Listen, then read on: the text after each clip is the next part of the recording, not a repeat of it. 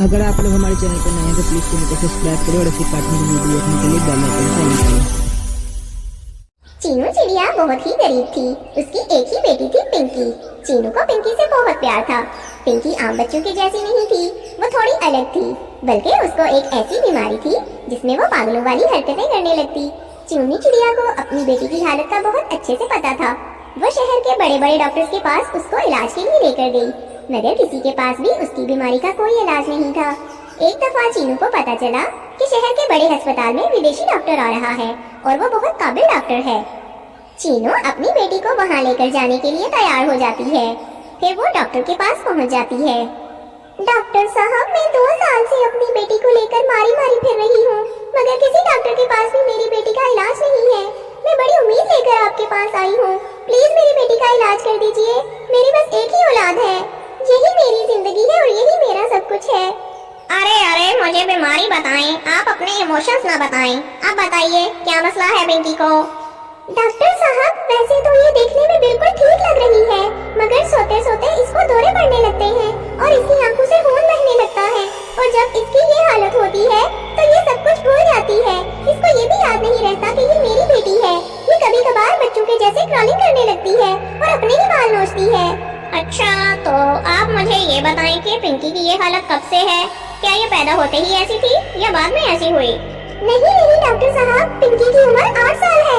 6 साल की उम्र तक तो ये बिल्कुल ठीक थी, अपनी क्लास में फर्स्ट आया करती थी, लेकिन 2 साल हुए इसकी ये हालत है। डॉक्टर साहब, मुझे तो कुछ लोग कहते हैं कि इस पर भूतों का साया है, कुछ पुरानी आत्माएं हैं जो इसके साथ ये सब करती हैं, लेकिन मैं इन सब चीजों पर विश्वास नहीं करती। मैं आजकल के जमाने की पढ़ी लिखी औरत हूँ, मैं इन चक्करों में नहीं पड़ना चाहती, इसीलिए अपनी बच्ची को लेकर डॉक्टर के पास फिर रही हूँ।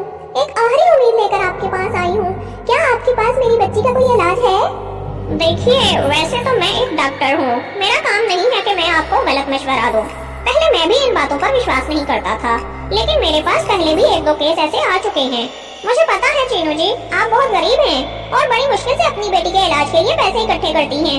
देखिए, मैं अगर आपको मिसगाइड करूँगा तो ये मेरे पेशे के साथ बेईमानी होगी।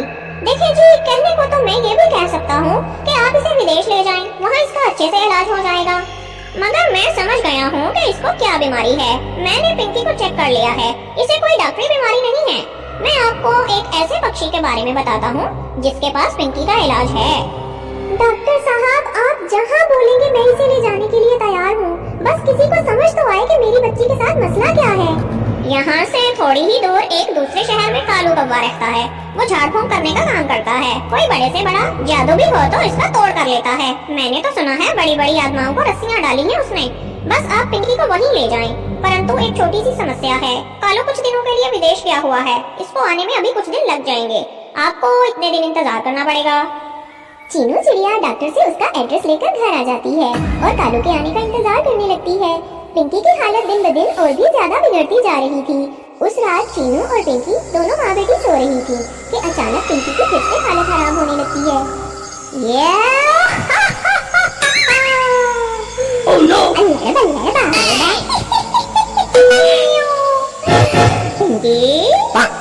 में है।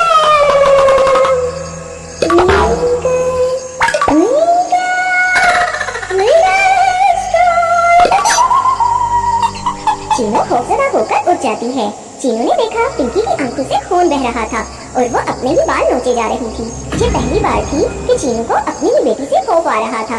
इसको कुछ समझ में नहीं आया कि ऐसी हालत में वो इसे कैसे रोके। पिंकी बेटा, क्या हो गया तुम्हें? होश में आओ। मैं तुम्हारी मम्मी हूँ, मेरे पास आओ। मम्मी? किसकी मम्मी? मेरी मम्मी। ए मम्मी। Oh no! वैसे मम्मी होंदा माँ जी, मतलब माता जी प्रणाम।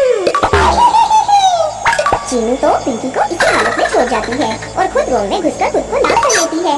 इसी लगा शायद वो इसे नुकसान पहुंचा देगी। थोड़ी देर के बाद पिंकी बेहोश हो गई और फिर इसी तरह चीनू बड़ी मुश्किल से ये दिन गुजारती है। उसके बाद कालू कौवा विदेश से वापस आ गया था। फिर चीनू पिंकी को लेकर कालू के पास जाती है। वहाँ पहुंचकर उसने कालू को सारी बात बताई और इस दफा जो पिंकी की हालत हुई वो सब भी बताया। जी चीनू बहन, मैंने तुम्हारी बेटी को चेक कर लिया है। मैं समझ चुका हूँ कि इसके साथ क्या मसला है।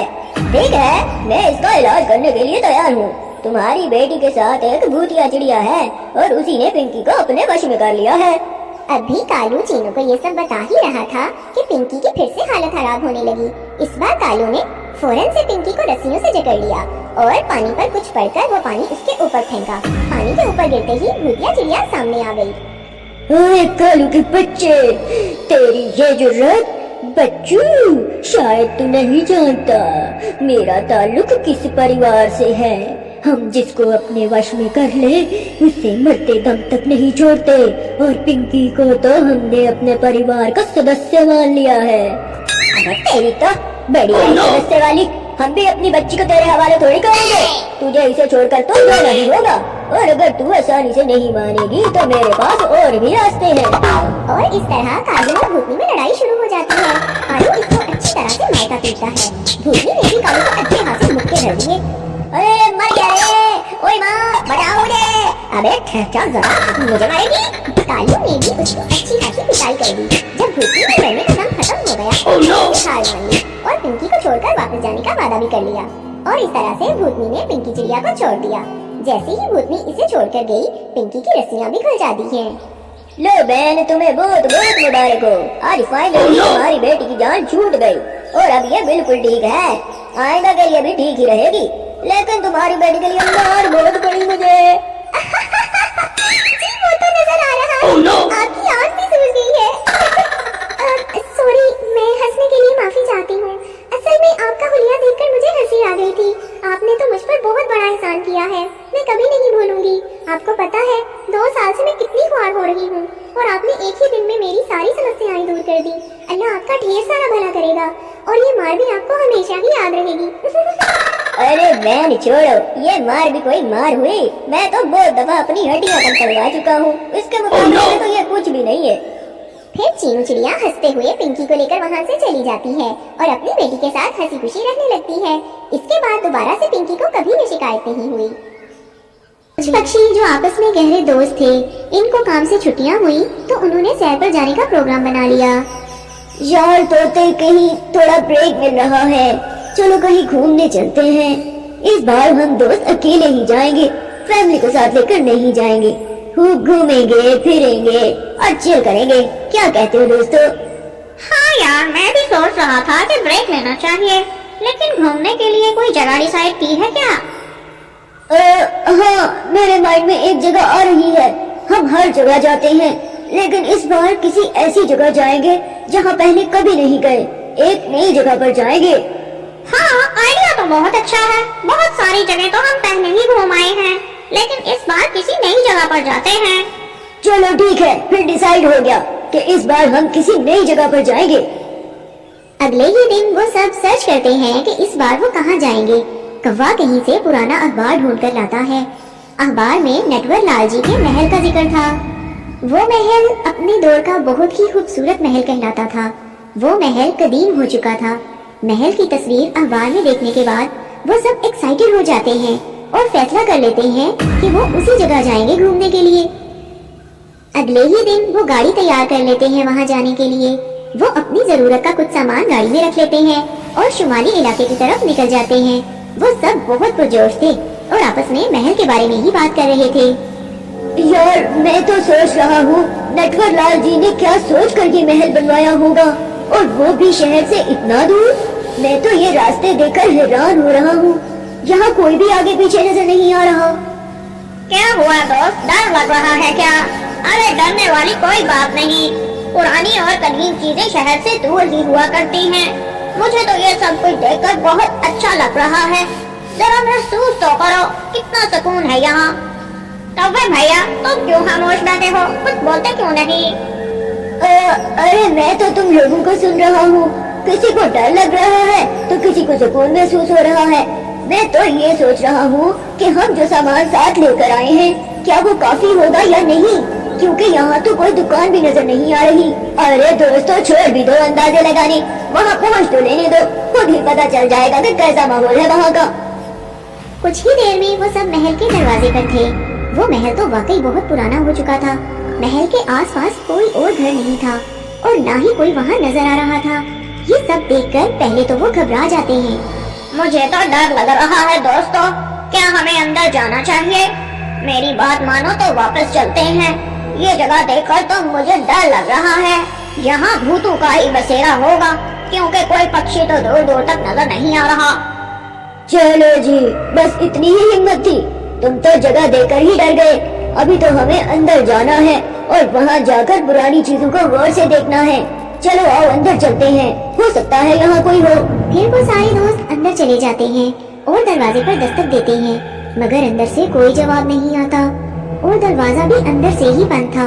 काफी देर दस्तक देने के बाद वो लोग अंदर जाने का कोई और रास्ता देखने लगते हैं, मगर थोड़ी ही देर बाद दरवाजा खुल जाता है, लेकिन दरवाजे के सामने तो कोई भी नहीं था। अरे यहाँ आओ दोस्तों, ये देखो दरवाजा तो खुल गया है, चलो अंदर चलते हैं। वो सब अंदर दाखिल हो जाते हैं। वहाँ बहुत अंधेरा था। कुछ देर जायजा लेने के बाद उनको वहाँ पर एक लालटेन पड़ी नजर आती है। उनके सामान में माचिस मौजूद थी। लालटेन जलाने के बाद वो उसे लेकर पूरे महल का जायजा लेते हैं।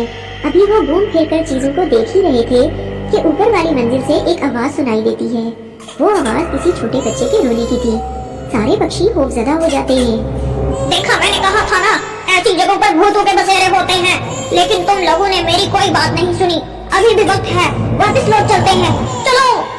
अरे क्या हो गया यार तुम्हें? एक छोटी सी आवाज से तुम डर गए। हो सकता है यहाँ कोई रहता हो। चलो आओ ऊपर चलकर देखते हैं।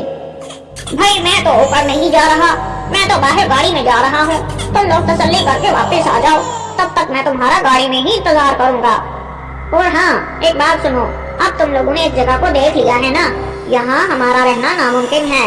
ये जगह रहने के लायक नहीं है। हमें शाम होने से पहले इस जगह से बाहर जाना होगा। तो भाई बिल्कुल ठीक कह रही हैं, यहाँ रहना नामुमकिन है। यहाँ ठीक से सोने का इंतजाम है और ना ही खाने का। तो फिर हम इतने दिन यहाँ कैसे रुकेंगे? और ना ही यहाँ आसपास कोई होटल नजर आ रहा है जहाँ रात गुजारी जा सके। लेकिन अब अगर हम यहाँ तक आ ही गए हैं तो हमें तसल्ली से इस महल को देख लेना चाहिए। यहाँ की चीजें बहुत ही कदीम नजर आ रही हैं। यकीनन इस महल को किसी ने बहुत ही प्यार से बनवाया था, मगर अफसोस की बात तो ये है कि यहाँ कोई भी नहीं रहता और ना ही इस महल की कोई देखभाल करता है। अरे दोस्तों, ये क्या बात हुई भला? हम यहाँ इकट्ठे घूमने के लिए आए थे और तोते भाई तुम तो डर के बाहर जा रहे हो। ऐसा भी क्या हो गया? चलो ना इस महल को ऊपर से भी देखते हैं और ऊपर जाकर बाहर की किसी जगह का जायजा भी ले लें। हो सकता है यहाँ कोई आसपास होटल मिल जाए रात गुजारने के लिए। कबूतर भैया आप बिल्कुल ठीक कह रहे हैं, हमें ऊपर जाना चाहिए। ना बाबा ना, मैं तो तुम लोगों के साथ नहीं जाने वाला। तुम लोग जाओ, मैं नहीं आ रहा तुम लोगों के साथ। मैं तो बाहर गाड़ी में जा रहा हूँ और अगर तुम लोगों को किसी भूत ने पकड़ लिया तो मुझे आवाज दे देना। हो सकता है मैं तुम्हारी कोई मदद कर सकूं। तोता ये कहकर बाहर चला जाता है। कबूतर और कौवा अंदर ही रह जाते हैं। वो सारे महल की चीजों को बारी बारी देख रहे थे कि अचानक इनको फिर से रोने की आवाज सुनाई दी और वो आवाज अब ज्यादा होती जा रही थी। दोनों दोस्त आवाज के पीछे पीछे ऊपर जाने लगते हैं। जैसे ही वो ऊपर जाने लगे, महल का दरवाजा खुद ब खुद बंद हो गया। ये कैसे बंद हो गया? अरे कोई नहीं यार, तोता भाई होंगे, क्या पता वो जाते जाते दरवाजा बंद करके गया हो। तुम डरो नहीं, चलो आओ ऊपर चलते हैं। कौवा और कबूतर ऊपर वाली मंजिल पर पहुंच जाते हैं। उनके ऊपर जाते ही रोने की आवाज आनी भी बंद हो गई। वो बारी बारी सारी जगह देखते हैं, मगर उनको कोई भी नजर नहीं आता। जब इनको कोई नजर नहीं आया तो वो दोनों भी खौफजदा हो गए और सोचने लगे कि ये आवाज कहाँ से आ रही थी और किसकी थी। अभी वो ये सब सोच ही रहे थे कि एक खौफनाक किस्म की चीज उन पर हमला कर देती है। वो दोनों अपनी जान बचाने के लिए भागते हैं, मगर उनकी आवाज बाहर तक नहीं जा रही थी, क्योंकि महल का दरवाजा भी लॉक हो चुका था। ऊपर से अंधेरे की वजह से और कोई रास्ता भी दिखाई नहीं दे रहा था। तुम लोगों की हिम्मत कैसे हुई यहाँ आने की? क्या तुम लोग नहीं जानते कि यहाँ किसी का भी आना मना है? ये मेरा इलाका है और यहाँ आने की किसी को भी इजाजत नहीं है। और अगर कोई भूले से यहाँ आ भी जाए तो वो जिंदा वापस नहीं जाता। बच्चों, अब अगला शिकार तुम लोग बनोगे मेरा। तुम देखते जाओ मैं तुम्हारे साथ क्या करूँगी। वो चीज देखने में बहुत खौफनाक थी। उसकी आंखें भी सुर्ख थी, जैसे खून उतरा हुआ हो। उसकी बातें सुनकर कौवा बेहोश हो जाता है। कव्वे भैया, क्या हो गया तुम्हें? उठो, जल्दी उठो, हमें अपनी जान बचाने के लिए भागना होगा। उठ जाओ प्लीज, मैं तुम्हें यहाँ अकेला छोड़कर नहीं जा सकता। उठ जाओ ना कव्वे भैया, प्लीज उठ जाओ। चील कबूतर पर भी एक जोरदार वार करती है और कबूतर के पंख से खून निकलने लगता है। खून निकलने की वजह से कबूतर भी बेहोश हो जाता है। वहाँ तोता भी गाड़ी में बैठा जो उन दोनों का इंतजार कर रहा था। काफी देर इंतजार करने के बाद गाड़ी से बाहर आता है और महल की तरफ बढ़ने लगता है। अरे कहाँ रह गए ये लोग? मैंने मना भी किया था, मगर मजाल है जो मेरी कोई बात सुन ले। कहीं कोई गड़बड़ तो नहीं? अब तो मुझे टेंशन हो रही है, काफी देर हो गई, वो लोग अभी तक महल देखकर वापस ही नहीं आए। तोता महल के दरवाजे के पास पहुंच जाता है। बहुत कोशिश करने के बावजूद भी दरवाजा नहीं खुलता। अब तो वो और भी ज्यादा परेशान हो गया था। उसके दिल में बुरे बुरे ख्याल आने लगे थे और मन ही मन उसको अंदाजा हो गया था कि उसके दोस्त किसी मुश्किल में हैं। तोता अंदर जाने की तरकीब में लगा हुआ था और दूसरी तरफ चील ने दोनों पक्षियों को रस्सियों से बांध दिया था। थोड़ी देर में उन दोनों को होश आ जाता है। हाय पानी, मुझे पानी दो, कोई है खुदा का बंदा जो मुझे पानी पिला दे। पानी। कव्वे भैया, मैं कहाँ हूँ और हमें इस तरह से रस्सियों में क्यों बांधा गया है? मेरे तो पंख बहुत दर्द कर रहे हैं। अरे मैं तो जख्मी हूँ, लेकिन मैं खुद को छुड़ा नहीं सकता। मेरी मदद करो, कोई तो मेरी मदद करो। मेरे बच्चे, मैं हूँ ना तुम लोगों की मदद करने के लिए। बस थोड़ी सी देर और लगेगी, फिर मैं तुम दोनों की बिरयानी बनाकर खाऊंगी। मैं तो बहुत दिनों से भूखी हूँ। मैंने तो शुक्र किया मुझे कोई शिकार तो मिला। मेरे इलाके में जो कोई भी आता है वो मेरा नवाला भी बनता है। नहीं नहीं, हमसे गलती हो गई है, हमें माफ कर दें। हम नहीं जानते थे ये आपका इलाका है। अगर हमें पता होता तो हम कभी भी यहाँ न आते। बस एक दफा हमें माफ कर दें, हमें जाने दें प्लीज, हमें जाने दें। जाने दो? अरे ऐसे कैसे जाने दो? अभी तो बिरयानी बनानी है मैंने तुम लोगों की। तुम लोग जरा यहाँ रुको, मैं बिरयानी बनाने का बंदोबस्त करके आती हूँ। चील ये कहकर कमरे से बाहर चली जाती है। कबूतर और कौवा दोनों डरे हुए बैठे थे। जिस कमरे में वो बैठे थे उस कमरे की खिड़की के बाहर तोता ये सब कुछ सुन रहा था। चील के बाहर जाते ही तोता खुद को छुपा लेता है ताकि वो चील की नजरों में न आ सके। चील के वहाँ से जाने के बाद तोता उड़कर खिड़की में आकर बैठ जाता है। वो अपने दोस्तों की मदद करता है और उनको रस्सियों से खोल देता है। चलो दोस्तों, हमारे पास ज्यादा वक्त नहीं है, हमें यहाँ से फौरन निकलना होगा। और अगर तुम लोगों ने जरा भी देर की तो वो चील दोबारा आ जाएगी और तुम लोगों के साथ साथ मुझे भी कच्चा खा जाएगी। तोते भैया, तुम्हारा बहुत बहुत शुक्रिया, मगर मैं तो जख्मी हूँ, मैं तो चल भी नहीं सकता, मैं कैसे जाऊँगा? कोई बात नहीं कबूतर भैया, तुम्हें हिम्मत तो करनी होगी। हम लोग हैं ना तुम्हारी मदद करने के लिए। हम तुम्हें इस हालत में यहाँ छोड़कर नहीं जा सकते। फिर कौवा और तोता कबूतर की मदद करते हैं। वो दोनों उसे अपने ऊपर बिठाकर खिड़की से छलांग लगा देते हैं और झट से जाकर अपनी गाड़ी में बैठ जाते हैं। चलो दोस्तों, फौरन हमें यहाँ से निकलना होगा। अगर चील वापस आ गई तो हमारा जिंदा बचकर जाना बहुत मुश्किल होगा। जल्दी चलो। अभी तो शुक्र है कि मैं बाहर था। अगर मैं भी तुम लोगों की बात मानकर ऊपर चला जाता तो मैं भी तुम्हारे साथ वहीं रस्सियों में कैद होता और तुम लोगों के साथ साथ मेरी भी बिरयानी बन जाती। वो लोग तेज गाड़ी चलाकर वहाँ से बच निकलने में कामयाब हो जाते हैं और आइंदा जिंदगी में तौबा करते हैं कि वो दोबारा ऐसी जगह पर कभी नहीं जाएंगे। शुक्र है दोस्तों, हम बच गए। लेकिन अब मैं पहला काम यही करूँगा कि न्यूज़पेपर में एक ऐड दूँ ताकि अब दोबारा कोई भी नेटवर लालजी के महल में नहीं जाए, क्योंकि अब वहाँ भूतों का बसेरा है। तुम बिल्कुल ठीक कह रहे हो। न जाने कितने पक्षी अपनी जान गंवा चुके होंगे। इस चील ने पता नहीं कितने लोगों को मौत के घाट उतारा होगा। तुम्हारे ऐसा करने से और कई पक्षियों की जान भी बच जाएगी। हम लोग तो एडवेंचर करने के लिए वहाँ गए थे, मगर हमें क्या पता था कि सारी जिंदगी का सबक लेकर ही लौटेंगे।